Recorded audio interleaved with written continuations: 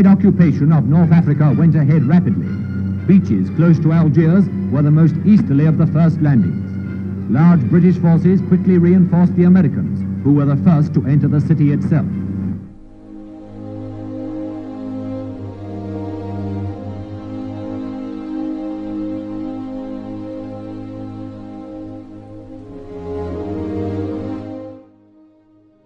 Intanto gli americani sbarcano l'8 novembre alle spalle di Rommel e dei suoi in ritirata.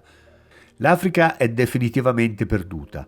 Il quarto stormo, molto provato in termini di perdite di uomini e mezzi, rientra in Italia per riposo, riequipaggiamento e per prepararsi alla difesa della penisola, dato che non si sa quanto a lungo l'estrema difesa italo-tedesca in Tunisia si potrà protrarre. Martinoli è uno dei fortunati che riescono a rientrare indenni in patria dal ciclo di operazioni aeree in Egitto. Il suo reparto è nuovamente riequipaggiato, questa volta con un caccia di concezione veramente avanzata, il Macchi C-205 Veltro, apparecchio in grado di competere efficacemente contro i velivoli nemici. Purtroppo ne arrivano dalle catene di montaggio in numero nettamente insufficiente rispetto alla preponderanza aerea avversaria e comunque troppo tardi, quando per l'Italia ormai le sorti del conflitto sono già decise. Ciò nonostante, Martinoli ed i piloti del suo stormo si buttano con la solita audacia e perizia nella ormai impari lotta contro un nemico che di giorno in giorno si va facendo sempre più forte, aggressivo e risoluto, riuscendo a cogliere anche dei brillanti successi nella difesa della Sicilia, dove è più probabile che gli alleati sbarchino dopo la resa delle truppe dell'asse in Africa in maggio. Già il 4 luglio Martinoli riesce ad abbattere un P-39 Air Cobra, ottenendo nel contempo un'ulteriore rilevante affermazione collettiva ai danni di un bombardiere B-17.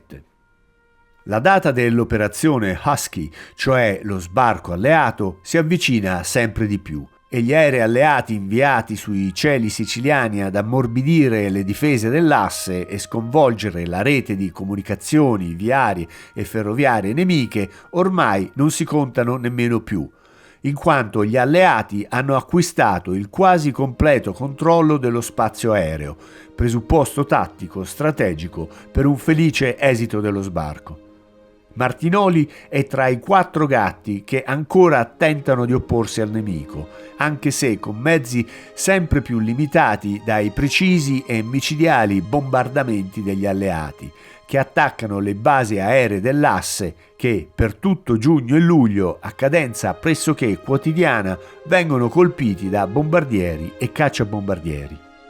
Il 6 luglio Martinoli, alzatosi in volo con pochi altri contro una di queste formazioni, danneggia gravemente un caccia al Lightning, mentre la sera dello stesso giorno la base dove egli si trova, Finocchiara, viene attaccata pesantemente dai bombardieri americani B-26 Moroda.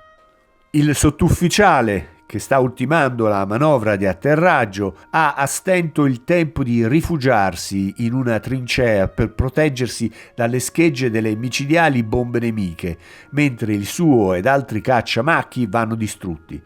Perdite gravi e non facilmente rimpiazzabili a quel punto del conflitto. Il progettato sbarco alleato avviene poi il 10 luglio. Per comprendere quale sia lo stato delle nostre difese, basti solo riflettere sul fatto che a quella stessa data la 74esima squadriglia, cui è aggregato Martinoli, può mettere in campo solamente 2 macchi ancora in grado di combattere.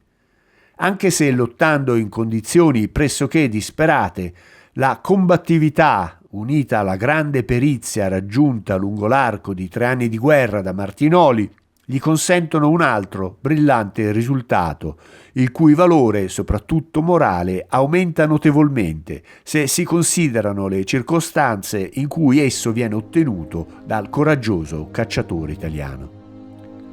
Il 15 agosto, dopo un lungo e sofferto duello svoltosi sullo stretto di Messina, Martinoli abbatte l'ennesimo Spitfire. La città etnea, presso la quale è situato il campo della sua 74esima squadriglia, nonostante l'ostinata resistenza delle forze dell'asse, viene conquistata il 17 agosto. Mussolini è stato costretto a dimettersi nel luglio precedente, mentre il governo Badoglio in quegli stessi giorni è in trattative segrete con gli alleati per uscire dal conflitto. L'8 settembre Martinoli, come tutto l'esercito italiano, viene letteralmente colto di sorpresa dal tragico e soprattutto maldestro avvenimento rappresentato dall'armistizio. Gli eventi, tuttavia, incalzano, o per meglio dire, precipitano. 600.000 militari italiani finiscono internati in Germania. Altri, più fortunati, possono permettersi il lusso di decidere e di scegliere, o con i tedeschi o con gli ex nemici diventati alleati da un giorno all'altro. L'Italia sta andando in pezzi. I tedeschi occupano in fretta il centro-nord della penisola, mentre il sud, da cui i tedeschi si stanno ritirando, cade velocemente in mano agli alleati. La guerra, al contrario di ciò che speravano in molti, è tutt'altro che terminata. Martinoli sceglie in fretta, come tutti i sopravvissuti della sua squadriglia, il governo che ritengono legittimo, quello che aveva dichiarato l'armistizio e che nel frattempo è scappato a Brindisi.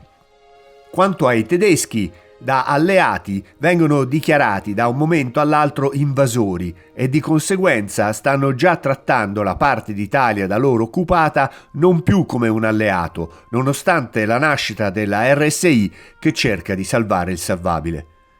Quindi si finisce per combattere a fianco degli stessi con cui ci si sparava addosso nei cieli solo fino a qualche giorno prima della resa italiana. L'ingresso di Martinoli e dei resti della sua squadriglia nell'aeronautica italiana co-belligerante è cosa fatta.